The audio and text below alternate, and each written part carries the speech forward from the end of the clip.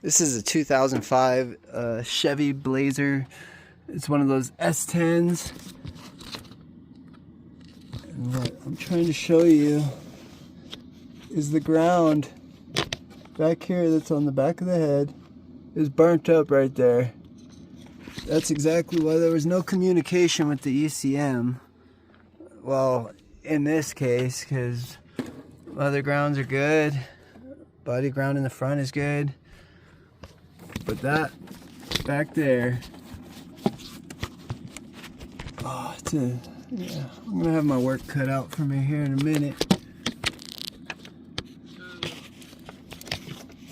Get these wires out of the way, but it's back there. I can see it. But there you go, folks. Bad ground.